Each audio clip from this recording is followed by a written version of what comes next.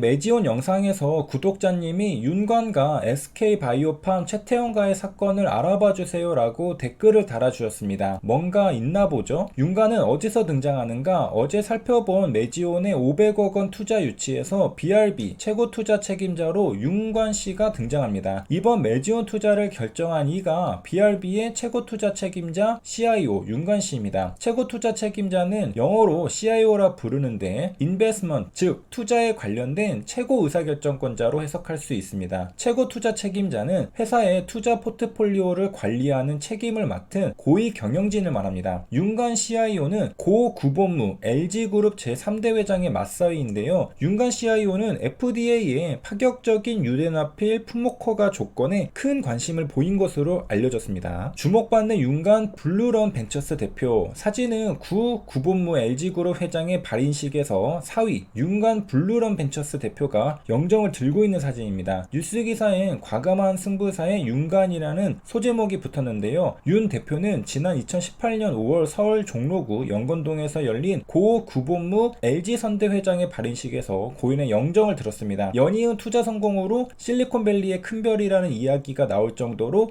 승부사 기질이 강한 인물이라고 합니다. 윤 대표는 고등학교 1학년에 미국 유학길에 나서 북가주 지역 시골에서 고등학교 생활을 마치고 스탠퍼드 대학에 입학했다고 합니다. 인턴 시절 제조공장 현장 라인 노동자에서부터 증권회사 직원까지 다양한 경험을 한 것으로 전해졌습니다. 경제학과 심리학을 복수 전공하고 경영공학대학원을 졸업한 후 2000년 노키아 투자그룹의 세계적인 벤처캐피탈 회사 블루런 벤처스에 입사했다고 합니다. 이후 제너럴 파트너 GP로 활동하며 국내 투자를 주도했습니다. 파트너는 크게 제너럴 파트너와 리미티드 파트너가 있습니다. 차이점은 뭘까? 제너럴 파트너는 단순한 직원을 넘어서서 사업 전반을 책임집니다. 구체적으로 말하면 제너럴 파트너는 회사의 이익, 손실 및 자산을 공유하는 사람들을 말합니다. 일반적으로 직원은 월급을 받을 뿐이지 회사의 이익과 손실을 공유하지는 않죠. 이런 관점에서 제너럴 파트너는 회사의 오너이자 직원이라고 볼 수 있습니다. 제너럴 파트너는 한국어로 무한 책임 사원으로 번역합니다. Unlimited Liability, 즉 무한 책임을 지는 파트너라는 뜻이죠. 투자 세계에서는 제너럴 파트너는 투자 운용사라고 생각하시면 됩니다. 제너럴 파트너는 펀드의 운용사로서 투자자를 유치하여 펀드 재원을 확보하고 확보된 재원으로 펀드를 결성합니다. 펀드를 결성한 이후에는 실제로 벤처기업을 발굴하여 투자하고 투자 이후에도 벤처기업을 관리, 육성하여 기업 가치를 제고하는 역할을 담당합니다. 윤관 대표가 했던 역할이 이러한 제너럴 파트너의 역할이었다는 거죠. 또한 펀드의 수익성을 관리하여 가장 최적의 시점에 투자한 지분을 매각하고 확보된 수익을 투자자들에게 배분하는 것도 제너럴 파트너의 역할이라고 합니다. 반면에 리미티드 파트너는 유한 책임 사원이라고 하는데 투자의 세계에서는 그냥 투자자로 이해하시면 편합니다. 예를 들어 국민연금, 공제회, 은행, 기업 등이 있습니다. 사모펀드의 자금을 위탁하는 투자자를 말합니다. 투자한 금액만큼만 책임을 진다고 해서 유한 책임 사원이라고도 부릅니다. MBK 파트너스 등 사모펀드 운영사가 투자 펀드를 조성할 때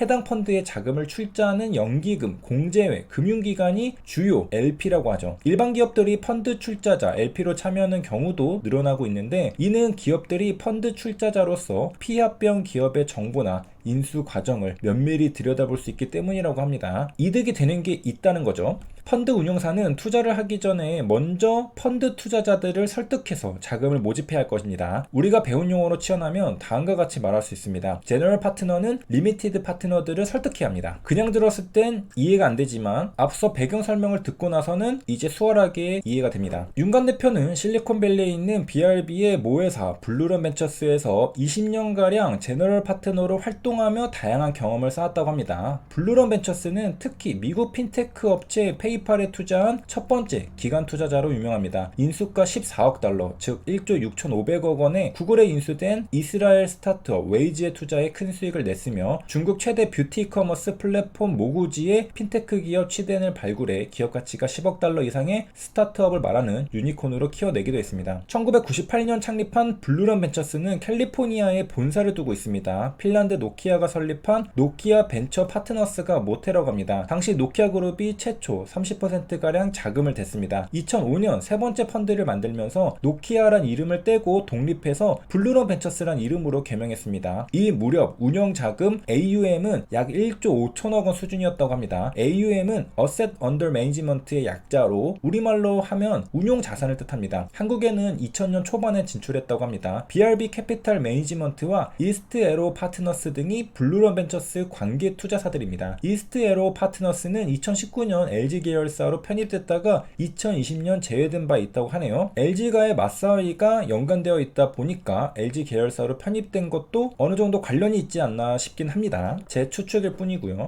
그리고 바로 블루런 벤처스의 관계사 BRB가 이번에 매지온에 투자한 것입니다. BRB가 매지온 3자 배정 증자 참여에 할인율이 없었던 부분에 대해서도 명쾌한 설명이 있었다고 하는데, 통상 공모 유상증자 경우 기준가 대비 30% 내에서 할인하고요. 3호 유상증자의 경우에 10% 내에 할인 발행이 이루어집니다. 할인율과 풋옵션도 없기 때문에 BRB는 오직 매지온의 주가가 올라야만 수익을 볼 수 있습니다. 노 상무는 BRB가 매지온 주식으로 돈을 벌 방법은 주가가 올라 시장에 파는 것 외엔 없다고 강조했습니다. 풋옵션은 뭘까? 선택할 수 있는 권리를 뜻하는 옵션이 파생 금융시장에서 사용될 경우 살 수 있는 권리를 콜옵션, 팔 수 있는 권리를 풋옵션이라고 합니다. 풋옵션은 거래 당사자들이 미리 정한 가격으로 장래의 특정 시점 또는 그 이전에 특정 대상물을 팔 수 있는 권리를 매매하는 계약입니다. 풋옵션을 매수한 사람은 시장에서 해당 상품이 사전에 정한 가격보다 낮은 가격에서 거래될 경우 이때 손해보고 있는 거죠.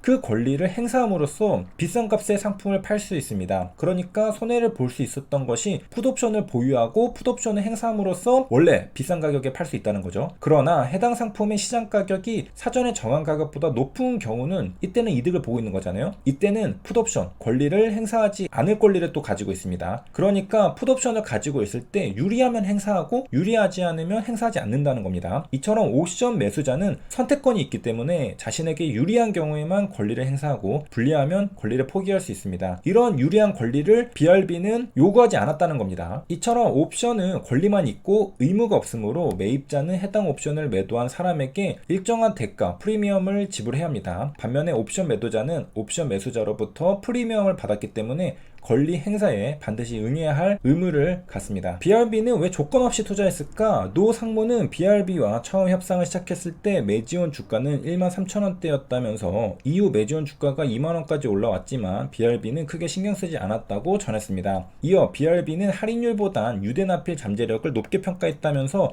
할인율과 무관하게 전체 수익률에선 차이가 없다고 판단했다고 부연했습니다. 그러니까 어차피 오를 거라 생각했기 때문에 할인율이든 풋옵션이든 필요가 없었다는 의미죠. BRB의 이번 3자 배정 유증은 보호예수 1년 조건이 붙어 있다고 합니다. 이 외에도 아까 말했듯이 주식을 대팔 수 있는 풋옵션 권리도 없는 것으로 확인됐습니다. 그러니까 순수하게 베팅했다는 거죠. 윤관 대표는 블루런 벤처스에 입사 후 전자결제 업체인 페이팔의 나스닥 상장과 이베이와 합병에 기여하면서 수천억 원대 실적을 올리며 회사에서 인정받았던 인물입니다. 보니까 실리콘밸리에서 명성을 쌓아온 게 윤관 대표입니다. 투자고수 윤관 대표의 투자 철학은 뭘까? 단기 재무 성과보단 시장 확장 가능성을 따져서 투자한다고 합니다. 윤 대표 등 블루런 벤처스는 온라인 전자결제 서비스사 페이팔과 공동 창업자 맥스 레비친의 사업 구상만 보고 과감히 투자를 한 것으로 알려졌습니다. 2013년에는 실시간 교통 상황 안내 회사 웨이지를 구글에 매각해 2천억 원 이상의 수익을 올리면서 이름을 알렸습니다. 매지온도 비슷한 투자 케이스로 보입니다. 아직 신약이 출시된 것도 아니니까 단기 재무 성과가 있을 리 없죠. 그러나 신약이 출시될 경우 시장 확장 가능성을 높다고 생각한 것 같습니다. 사업 구상만 보고 과감히 투자했다고 쓱 한 번 보고 투자하는 건 아닙니다. 사업 구상만 보고 투자했다는 이야기를 들으면 저 같은 경우에는 깊게 생각하지 않으면 투자자가 대충 그 기업의 가능성만 보고 과감히 돈을 질렀구나 생각할 때가 있는데, 자세히 살펴보면 진실은 그게 아닐 가능성이 높습니다. 무슨 말이냐면 사업 구상만 봤다고 투자자가 투자할 기업을 대충 살펴본 게 아니라 바로 그 사업 구상을 꼼꼼하고 디테일하게 전부 따져보고 투자했다는 말입니다. 아직 재무 성과가 나오기 전이니까 사실 그 기업에서는 뭐 볼 게 없죠. 그러니까 볼 건 아이디어와 시장 상황 정도뿐이라는 겁니다. 그래서 당연히 사업 구상만 보고 투자할 수밖에 없는데, 그걸 굉장히 자세히 살펴보고 미래를 계산하고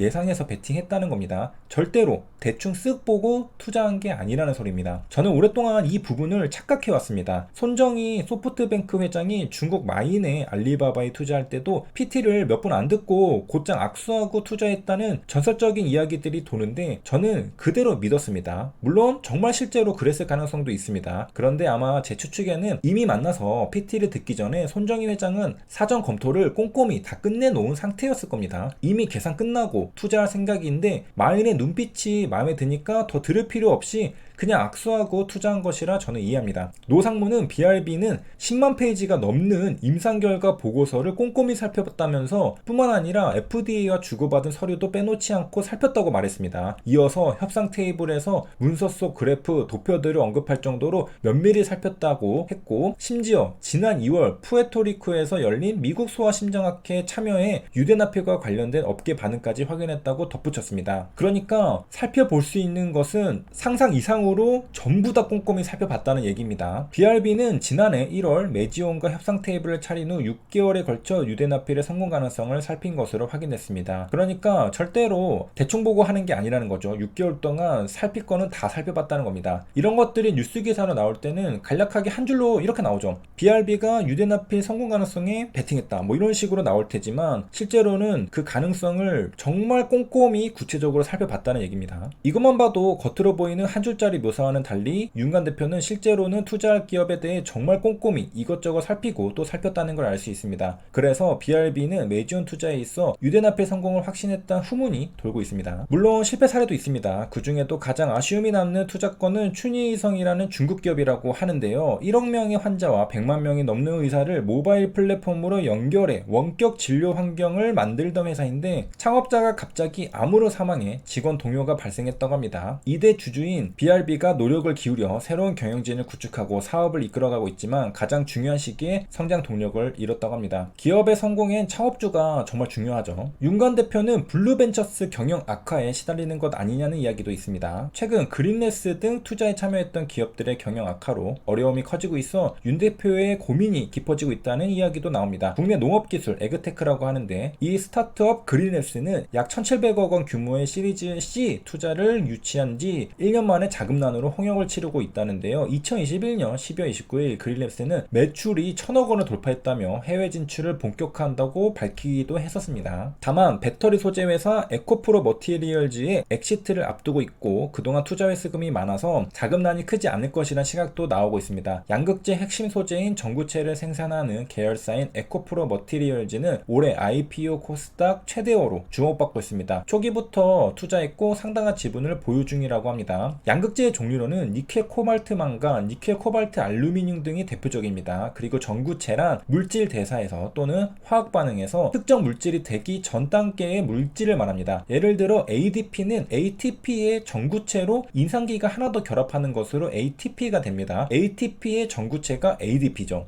따라서 양극재의 전구체는 양극재의 전물질이라는 뜻입니다. 전구체란 영어로 프리커서라고 부릅니다. 전구체란 어떤 화학 반응을 통해 A라는 물질을 만들 때 최종 물질인 A가 되기 바로 이전 단계의 물질을 의미합니다. 그림에서 볼 수 있죠. 즉 배터리에서의 전구체란 양극재가 되기 이전 양극재의 원료가 되는 물질을 뜻하는데요. 원재료로 전구체를 만들고 최종적으로 양극재를 만드는 것입니다. 원재료에는 니켈, 코발트, 망간 등이 있습니다. 배터리 업계에서는 원재료 비율에 따라 배터리를 부르는 명칭에 대한 약속이 있습니다. 배터리 업계에서 NCM811이라 말하면 이것은 니켈이 80% 들어있고 코발트가 10% 들어있고 망간이 10% 들어있다는 원재료의 비율을 의미합니다. 원재료마다 역할이 있는데 가령 니켈은 배터리의 밀도를 높입니다. 배터리에서 니켈 함량이 높아지면 배터리 용량을 높일 수 있기 때문에 한 번의 충전만으로도 더 멀리 가는 전기 자동차를 개발할 수 있습니다. 그러나 니켈은 폭발 위험이 있습니다. 왜냐하면 니켈은 화학적 활성도가 높기 때문입니다. 니켈은 함량이 높아질수록 폭발 위험도가 커집니다. 배터리의 원재료로 코발트라는 것도 있습니다. 코발트는 철이나 니켈과 유사한 성질을 가진 천연 원소입니다. 코발트의 O는 소문자 O를 사용합니다. 순수 코발트는 단단하고 은회색을 띤 금속이지만 자연계에서는 보통 산소, 황, 비소 같은 다른 원소와 결합한 형태로 존재합니다. 코스모화학이 황산 코발트를 공급합니다. 코스모화학은 에코프로 EM과 428억 원, 에코프로 BM과 71억 원 규모의 황산 코발트 코발트를 공급 계약 체결했습니다. 코스모화학은 2010년 국내 최초로 황산 코발트 공장을 순수한 국내 기술로 건설하고 운영하고 있는 기업이라고 하는데요. 황산 코발트는 2차 전지 양극재의 핵심 소재로서 국내에는 코발트 원광으로부터 생산하는 기업이 코스모화학이 유일하다고 합니다. 앞서 순수 코발트는 은회색이었지만 황산 코발트는 황토색을 띱니다. 심지어 코발트는 파란색이 될 때도 있습니다. 우리가 잘 아는 바로 그 코발트 블루죠. 코발트 하면 금방 파란색이 연상될 정도로 파란색과 연관성이 깊습니다. 순수 코발트에 어떤 원소가 섞여 있는지에 따라 정말 다양한 색깔이 나타납니다. 그래서 색깔로 코발트를 구분하기는 쉽지 않죠. 삼성 SDI와 독일 BMW, 미국 테슬라 등 글로벌 배터리 완성차 업체들은 깨끗한 코발트 구매에 열을 올리고 있습니다. 왜냐하면 코발트는 지구의 지각에 약 0.0025%만 존재하고 있어서 워낙 희소 가치가 있는 물질이기 때문입니다. 그래서 코발트는 하얀 석유라고 불립니다. 물론 우리가 아는 코발트 색소는 푸른빛을 띠죠. 하지만 순수한 코발트는 은회색입니다. 코발트의 파란색은 화물입니다. 전세계 코발트의 절반이 콩고 민주공화국에 매장돼 있다고 합니다. 이중 관세를 매기면서 가격이 천정부지로 솟구치고 있다고 합니다. 세계 전기차 배터리 시장은 LG 에너지 솔루션, 삼성 SDI, SK온이 주도하고 있습니다. 그리고 배터리를 만드는 기업이 있다면 배터리의 재료를 공급하는 기업도 있을 것입니다. 우리나라의 배터리 양극재 기업은 크게 5개 기업이 있습니다. LG화학, 에코프로 BM, LNF, 포스코케미칼, 코스모 신소재입니다. 그리고 에코프로 머티리얼즈는 양극재의 전구체를 생산하는 회사였죠. 에코프로 머티리얼즈는 리튬 2차 전지용 양극 소재의 원천인 전구체 전문 생산을 목적으로 창립됐습니다. 그리고 LG가 마사이, 윤관 대표가 투자한 게 바로 배터리의 양극재의 전구체를 생산하는 에코프로 머티리얼즈였다는 것입니다. BRB 캐피탈이 보유한 우선주를 모두 보통주로 전환할 경우 BRB 캐피탈의 에코프로 머티리얼즈 지분율은 30%에 육박한다고 합니다. 만약에 에코프로 머티리얼즈의 회사 지분 가치가 1조라고만 가정해도 BRB 캐피탈이 보유한 지분 가치가 3천억 원에 달한다고 하죠. 참고로 2차 전지는 전압차를 이용합니다. 이온이 이동하면 전기가 발생하는데 이것이 2차 전지의 기본 원리입니다. 여기까지 윤관 대표의 이력을 살펴보았습니다. 마지막으로 유튜브에서 질문 주신 것들을 찾아보려고 했는데 검색해보니까 너무나도 정치적인 이슈 같아서 감히 제가 다루지는 못할 것 같아 패스해야 할 것만 같습니다. 정치는 저보다 더 잘 다루시는 분들이 계시죠.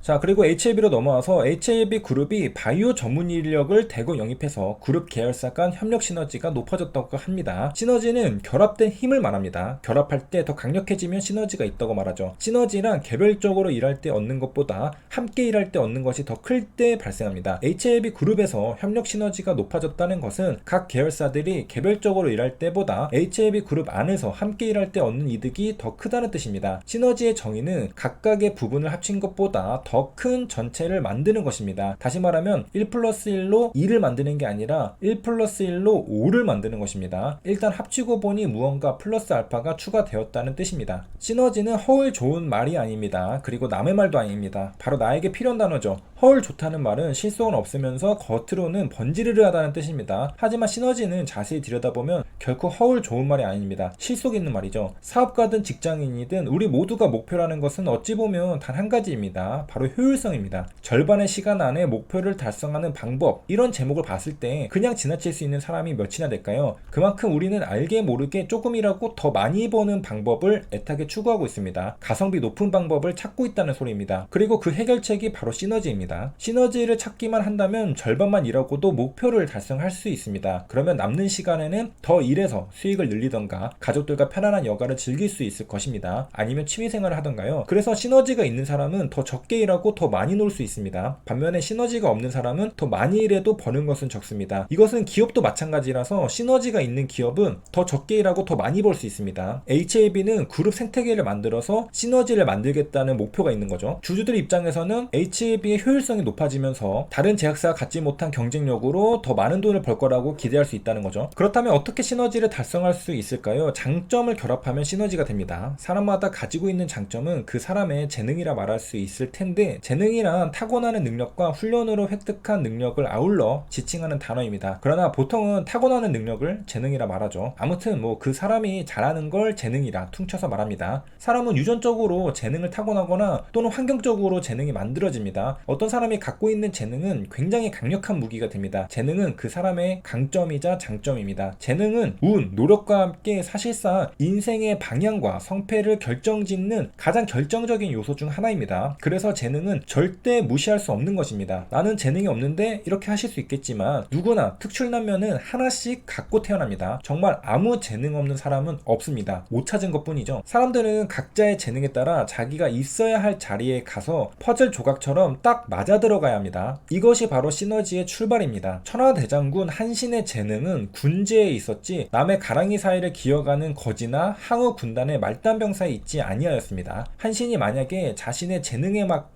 적절한 자리를 얻지 못했다면 그냥 항우 밑에서 말단병사로 재능을 썩혀가며 인생을 종쳤을 것입니다. 한신이 소화의 천거에 따라 항고조 유방 밑에서 비로소 천하대장군이 되자 빛을 발했던 것처럼 그 누구든 자신의 재능에 맞게 적절한 자리에 배치되면 엄청난 시너지 효과가 모습을 드러내게 됩니다. 항우는 한신이란 인물을 적절히 사용하지 못했지만 유방은 한신이란 재능러를 정확히 필요한 위치에 꽂아 넣었습니다. 다시 봐도 신기하리만치 딱 맞아떨어졌고 한신은 대장군이 되자마자 원래 그랬던 것처럼 능력을 발휘하기 시작했습니다. 현대에도 어떤 누군가는 회사에서 맨날 상사한테 조인트 까이고 중소기업에서 빌빌대고 있다고 스스로 느낄지 모르겠지만 사실 그 사람은 한신일지도 모릅니다. 보고서 하나 제대로 못 쓰는 사람이지만 사실 대기업의 CEO가 어울리는 사람일지도 모른다는 소리죠. 아무도 그 능력을 알아주지 못하고 그리고 스스로도 모르고 있기 때문에 그 재능을 썩히면서 세월이 흘러가는 걸지도 모릅니다. 그 재능을 활용하면 얼마나 많은 시너지가 나올까 아쉽죠. 결국 초안지에서는 최종적으로 항고조 유망이 한신의 장점을 잘 결합해서 엄청난 시너지를 만들어냈고 천하통일했습니다. HLB는 그동안 수많은 제약사들을 인수합병했는데요. 그 회사들의 장점과 재능을 잘 이끌어내서 조합해서 퍼즐 맞추듯이 딱딱딱 결합해서 시너지를 낼 수 있게 될지 그것이 궁금하고 HLB는 시너지를 또 이해하고 있기 때문에 그렇게 하고 있다고 뉴스 기사를 통해서 밝혔습니다. 결과는 실적 수익으로 찍혀야 하겠죠. 그때까지는 시간이 흘러야 되고요. 제가 앞서 예시를 든 사례가 사실 현대에도 실제로 존재합니다. 다이슬렉식은 난독증이라는 뜻인데 글렌이라는 사람은 알코올 중독자 부모에게서 태어나 난독증 진단을 받았습니다. 난독증이 있으니까 무슨 글을 제대로 읽고 이해했겠습니까? 반에서 하위 10%로 고등학교를 졸업했습니다. 그런데 글렌은 스스로 자신의 재능에 맞는 자리를 찾아 들어가 앉았습니다. 남이 찾아준 건 아니고 자기 스스로 찾았다는 점에서 운이 좋았다고 볼 수도 있습니다. 사실 글렌은 회장님이 어울리는 사람이었던 거죠. 아이디어를 떠올리고 사람을 모으고 사람을 써서 사업을 해나가는데 재능이 있었습니다. 글렌이 평사원이었다면 난독증이 있어서 보고서도 제대로 작성하기 힘들었을 겁니다. 만약 글렌이 회사를 다녔다면 상사가 너는 왜 글도 하나 제대로 못 읽냐고 조인트 까였을 걸 생각하니까 정말 아찔합니다. 아마 지금 한국에서도 회장님이 어울릴 사람들이 평사원으로서 제 빛을 발휘하지 못하고 상사한테 조인트 까이고 있을 수도 있습니다. 안타깝죠. 이 세상은 아직 최적화되어 있지 않습니다. 관리자가 어울리는 사람이 있고 회장이 어울리는 사람이 있습니다. 장점에 따라 제 역할에 배치되면 비로소 시너지가 발휘되는데요. 하지만 반대로 배치되었을 경우에는 그 조직은 경쟁력을 잃고 추락할 것입니다. 저는 회장이 높은 자리라고 생각하지 않습니다. 각자의 달란트에 따라 각자의 역할이 있을 뿐이죠. 단지 적합한 사람이 적합한 자리에 가야 아름답다고 생각합니다. HLB도 계열사를 최적화하면 시너지가 생길 거라 생각합니다. HLB그룹은 M&A, 인수합병을 통해 압축 성장했습니다. 너무나 많은 인수합병이 이루어지고 HLB를 이름 앞에 붙이느라 사명을 변경해서 몇몇 계열사는 이름도 헷갈립니다. HLB그룹은 이제 계열사들을 최적화하려고 정리하는 중인 것 같습니다. 특히 매주 미팅을 통해 적절한 인력 배치를 수시 협의한다고 하는데 앞서 공부한 것처럼 HLB그룹 내에서 각각의 재능을 가진 사람을 찾아내고 그 사람에게 적절한 자리를 주면 시너지가 생길 것으로 생각합니다. 사람과 마찬가지로 기업도 협력하면 시너지가 납니다. 계열사 간의 각자의 장점에 따라 협력하면 시너지가 나옵니다. HBS의 작동으로 실제 계열사 간 협업이 점차 강화되고 있다고 하는데 예를 들어 HLB 테라퓨틱스의 자회사인 화진메디칼의 경우 올해 2월 FDA로부터 자체 개발 주사기인 소포잭에 대해 판매 허가를 받아 수요가 크게 증가하고 있으나 생산 용량의 한계로 주문을 모두 소화하지 못하고 있다고 합니다. 이에 화진메디칼은 HLB 생명과학 메디케어 사업부의 생산 시설을 통해 주사기 생산 물량을 확대하는 방안을 추진하고 있습니다. 즉 HLB 생명과학이 생산 시설이 있는데 놀고 있다면 HLB 그룹 안에서 필요한 것들을 그 놀고 있는 생산 시설에서 생산하면 됩니다. 적재적소의 자원을 활용하는 것입니다. 이렇게 퍼즐 조각처럼 맞춰 들어가면 최적화되고 효율성이 증가하면서 시너지가 나올 것입니다. 한편 투자자들은 회사가 공언한 리보세라니 병용요법 NDA 제출이 5월 중에 이루어질지 관심이 쏠린다고 합니다.